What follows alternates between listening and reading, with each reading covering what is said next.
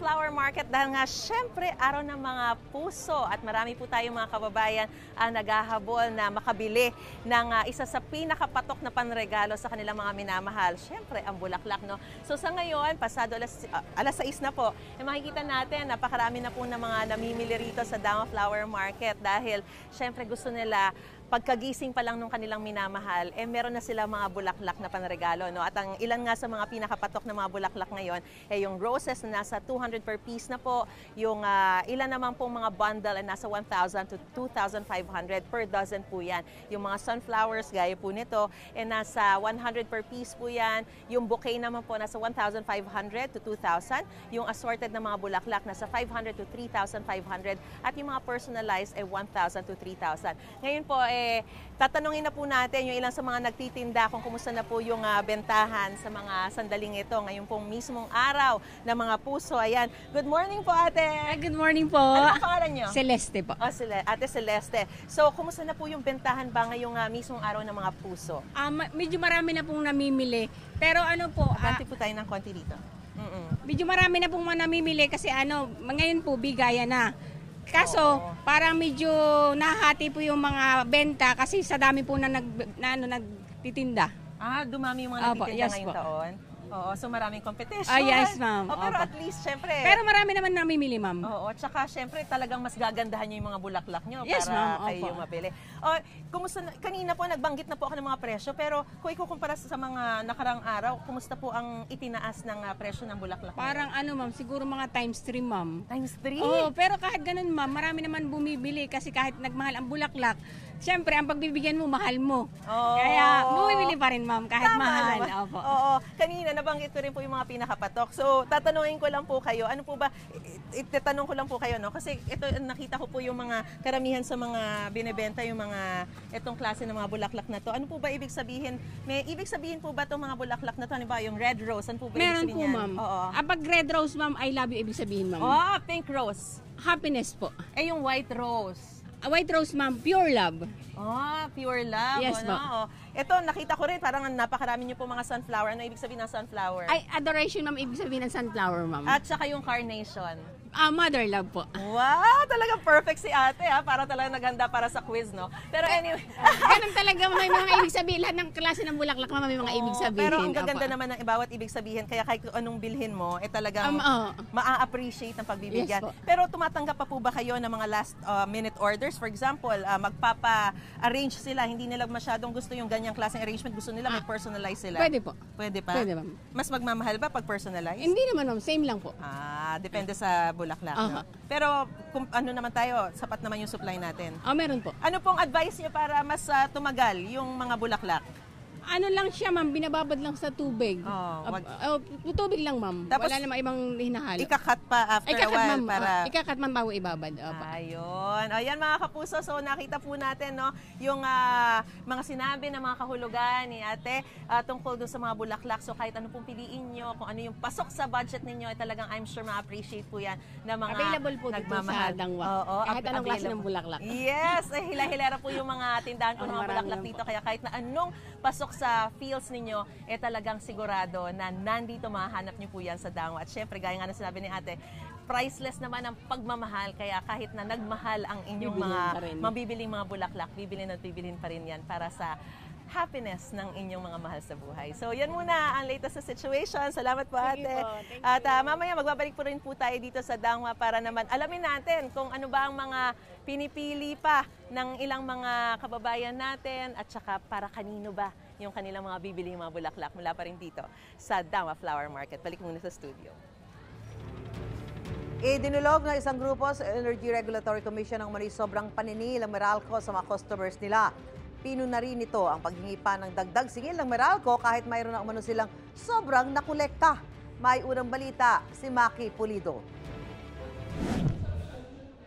June 2022 nang iutos umano ng Energy Regulatory Commission sa Meralco na limitahan lang ang singil sa distribution charge sa 1 peso and 35 centavos per kilowatt hour. Kabilang na dapat dyan ang metering charge at supply charge.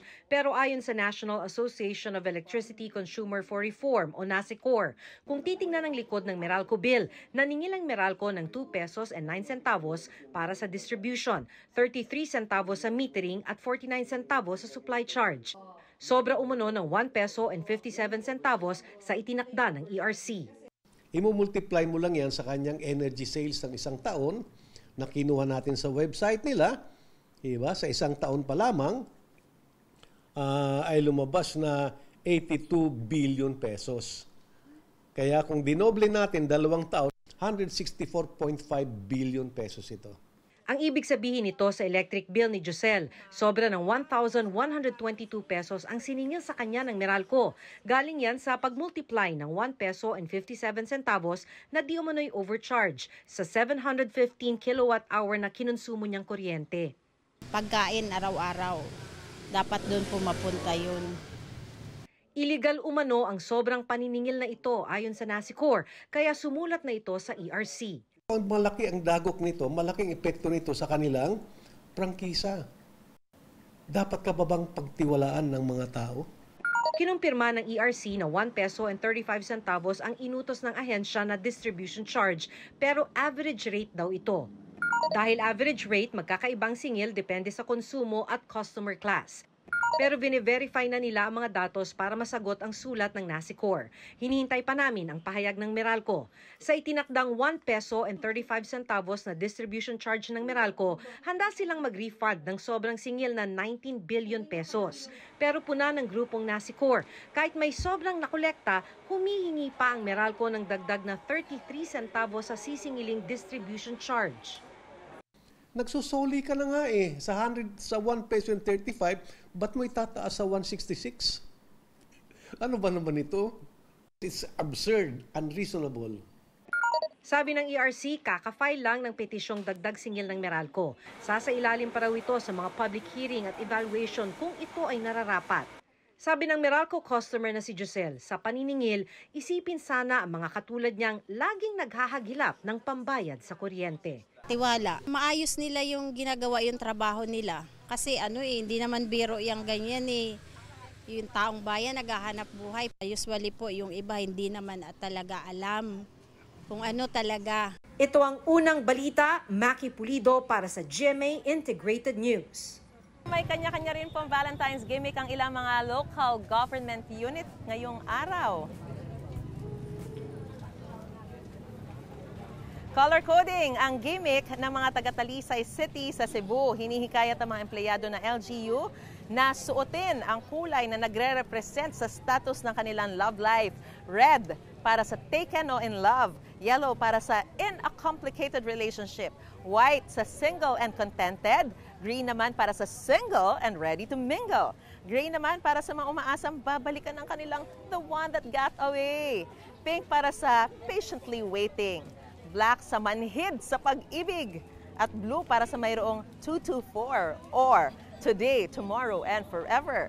At para naman sa mga mag-asawa o magkasintahan na nagdiriwa na anniversary ngayong Love Month, may libreng massage sa City Hall. Sa Tuguegarao City Healthy Valentine's Day, ang peg ng mga taga-Department of Agriculture Region 2. Imbis kasi ng mga bulaklak, veggie bouquet ang ibinibenta roon. Tampok dyan ang sili, talong, sibuyas, bawang, ampalaya at iba pa. Nasa 400 pesos hanggang 500 pesos ang presyo ng veggie bouquet. Malaking tulong daw ito sa mga magsasaka na pinagpunan ng mga gulay.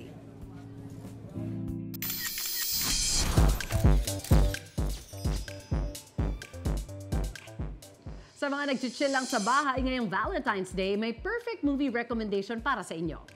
Napapanood na sa Netflix Philippines ang highest-grossing Filipino film of all time na Hello, Love Again. Pwede na ulit humugot at kiligin sa love story ni Ethan at Joy, played by Alden Richards at Catherine Bernardo. Available din sa streaming platform ang prequel niya na Hello, Love, Goodbye, kaya pwedeng i-movie marathon. Yee! Good idea. Nailigtas ang isang sugatang dolphin sa dagat sa Barangay Poblacion, Puerto Galera sa Oriental Mindoro. Ayon sa Bantay Dagat, nagsasagawa sila ng coastal clean-up kahapon ng umaga nang makita nila ang nanghihinang babaeng dolphin. Dinala nila ito sa tabing dagat at humingi sila ng tulong sa Bureau of Fisheries and Aquatic Resources. Sinusuri na ng BIFAR ang dolphin. Ayon sa lokal na pamahalaan, ililipat ang dolphin sa ligtas na lugar sa Dulangan, Puerto Galera. Naitaboy ng Philippine Coast Guard ang barko ng China Coast Guard na namataan malapit sa Bolinao, Pangasinan. Ayon sa PCG, mula sa layong 34 nautical miles sa dalampasigan ng Bolinao, naitaboy ng BRP Cabra ang CCG Vessel 3304 ng hanggang 100 nautical miles mula sa bayan ng Bani. Kinahapunan isa pang barko ng CCG ang namataan sa lugar. Ni-radio challenge din ng BRP Cabra ang CCG Vessel 3103. Iginit ang PCG na iligal ang pagpapatrolya doon ng China.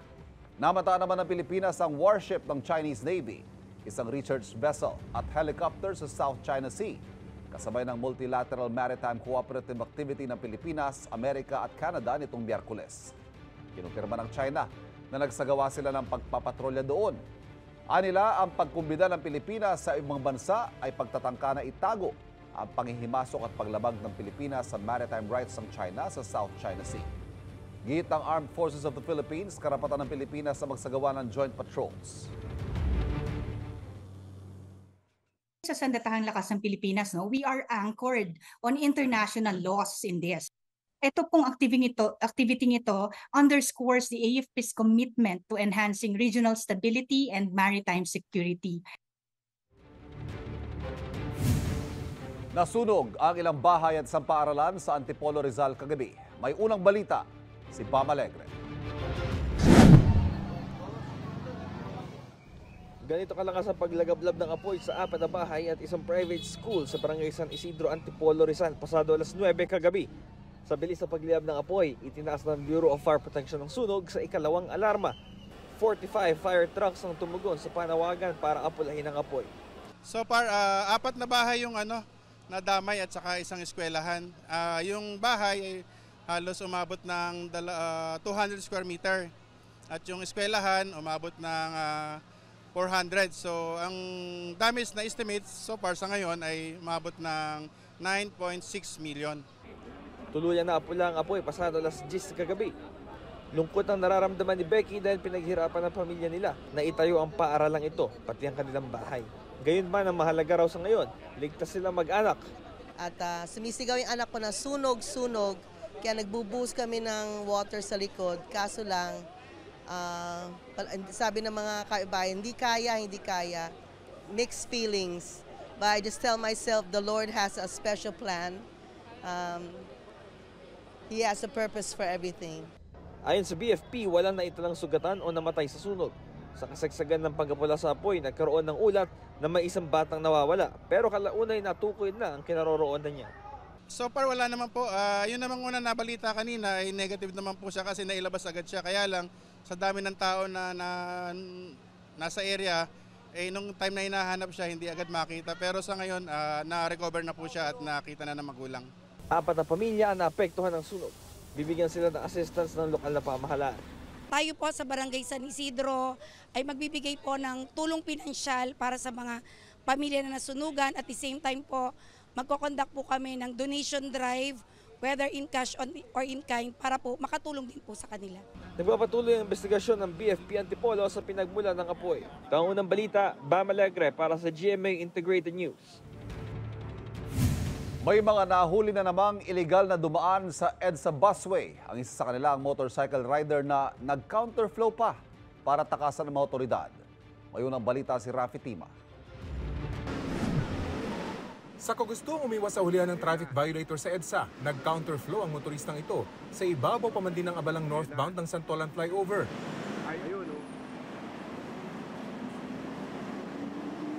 Pero hindi na siya nakawala matapos habulin ng mga operatiba ng Special Action and Intelligence Committee for Transportation o SAIC. Batid naman daw niyang mali ang kanyang ginawa, kaya nang tanungin kung bakit siya nag-counterflow. Wala sa katuwiran sir, kaya hindi ako pwedeng makatuwiran.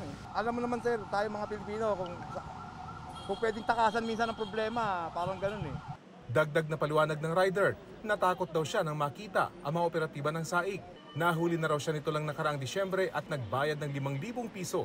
Pero dahil sa kanyang ginawa, bukod sa 5,000 penalty, magmumulta rin siya dahil sa reckless driving at pag-counterflow sa EDSA.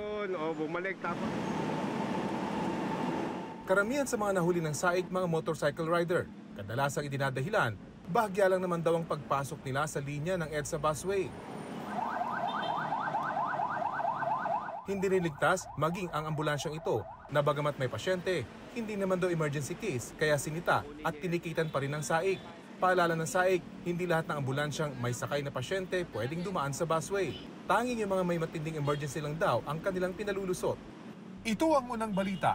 Rafi Tima para sa GMA Integrated News. Sa kabila ng pag-withdraw na ilan pang kandidato sa eleksyon, hindi na raw magre-reprint ang Commission on Elections sa mga balota. Sabi ni COMELEC Chairman George Garcia, hindi na nila makokompromiso ang 27 milyong balota na naimprenta na. Yan ang huling datos ng COMELEC kahapon. 36% ito na mahigit 70 milyong balota na kailangan nilang maimprenta hanggang April 14. Sa kabila niyan, 4 na milyon pa lang ang verified, kaya nagdagdag pa ng 200 verifier ang COMELEC. Kampante naman ng COMELEC na maabot nila ang kanilang deadline sa Abril. At gaya nga po rito sa Dangwa Flower Market, talaga namang hindi rin alintana ng ilang mga namimili yung pagtataas presyo kumpara naman daw ito para sa kanilang mga mahal sa buhay. At yan nga po ang Valentine's Day ganap at iba pa sa Dagupan City sa Pangasinan. Sa unang balita live ni Jasmine Gabriel Galban ng GMA Regional TV. Jasmine, happy Valentine's! Good morning, Maris. Happy Valentine's. Alam mo, sa mga oras nga na ito ay talagang tuloy-tuloy sa paggawa ng bouquet ng bulaklak ang mga negosyante dahil sa dami ng orders ngayong araw ng mga puso.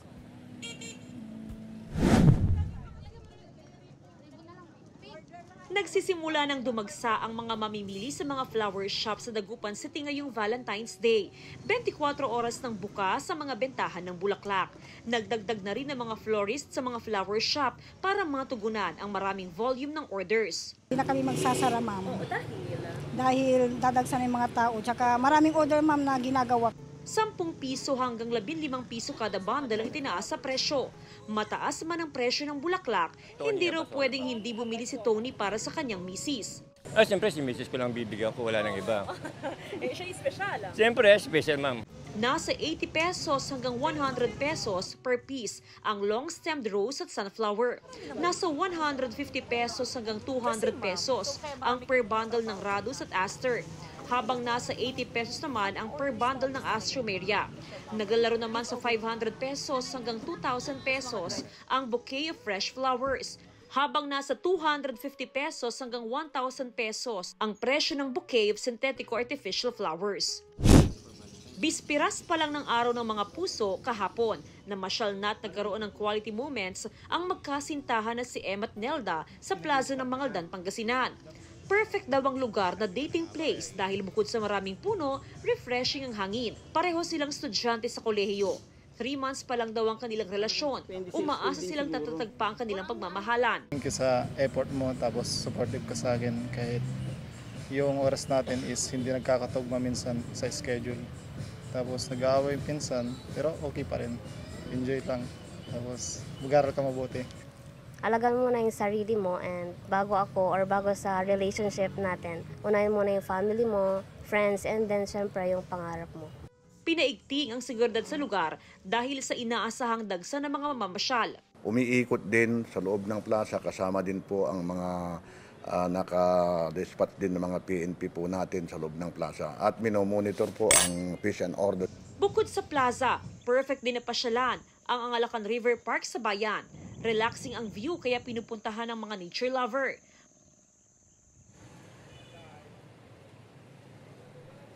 Maris, ayon sa mga negosyante, wala nang inaasahang paggalaw o pagtaas sa presyo ng bulaklak ngayong araw. Samantala, bukod doon sa mga fresh flowers, ay marami pang pwedeng pagpilian ng ating mga kapuso. Gaya na lamang ng staff toy bouquet, mixed chocolate bouquet at bouquet balloons. Maris? Maraming salamat, Jasmine Gabriel Galban ng GMA Regional TV. 8 dekada mula nang mangyari ang Holocaust o ang pagpatay sa milyong-milyong Hudyo. Patuloy itong inaalala para magsilbing babala at huwag na payagang mangyari ulit. May unang balita si JP Soriano.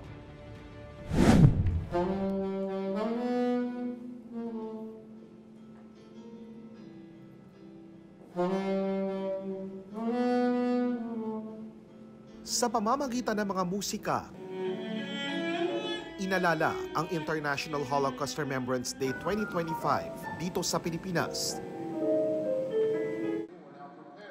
Ang Holocaust ay yung genocide o pagpatay sa mga European Jews na nangyari noong World War II mula taong 1941 hanggang 1945 ng Nazi Germany na pinangunahan ni Adolf Hitler. Hindi bababa sa 6 na milyong European Jews ang pinatay at namatay. Ang Germany na pinagmula ng Nazi at ni Hitler, matagal ng kaisa ng Israel sa pakikipaglaban para hindi na maulit kailanman ang Holocaust. We do not want and must not forget what has happened.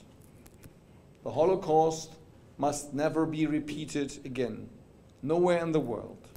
That is why the remembrance of the Holocaust is a moral obligation for the global community, for all mankind, in particular for us, Germans. Kahit 8 dekada na ang Holocaust, patuloy pa ring dumaraan sa pagsubok ang Jews dahil sa nangyaring Israel-Hamas war.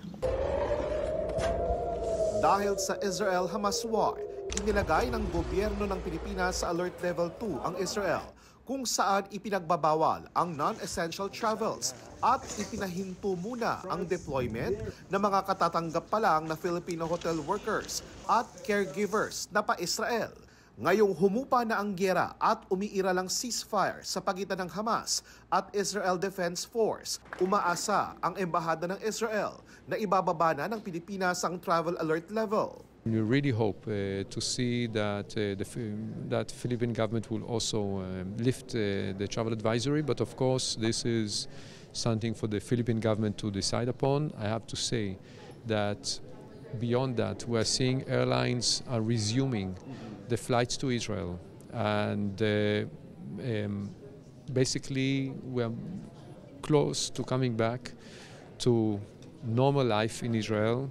Kamakailan lang, sinabi ni US President Donald Trump na plano niyang i-take over muna ang Gaza para ayusin ito at ilipat ang mga Palestinong nakatira sa Gaza sa ilang bansang kaalyado ng Amerika sa Middle East.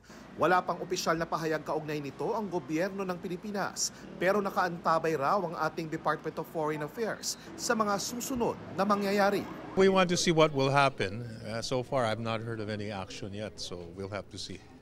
Nauna nang tinanggihan ng Hari ng Jordan ang plano ni Trump na ilipat pansamantala roon ang mga Palestinong taga-Gaza. Ito ang unang balita, JP Soriano para sa GMA Integrated News. Mga kapuso, may kakaiba ring gimmick ngayong Valentine's Day sa Manila City Jail.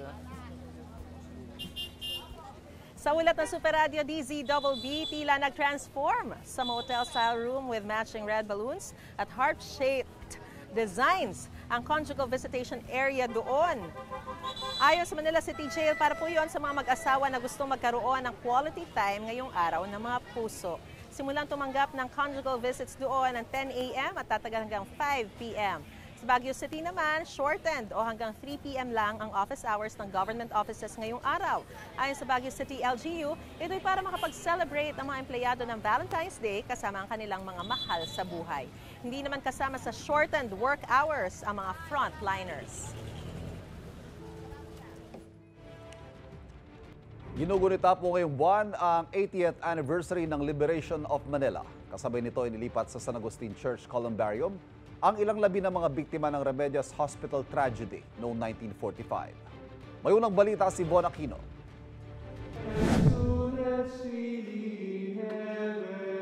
80 taon matapos ang Battle of Manila noong 1945, Naihatid ng muli sa kanilang huling hantungan ang mga pasyente, volunteers at mga sibilyang namatay sa pambobomba ng mga Amerikano sa Remedios Hospital.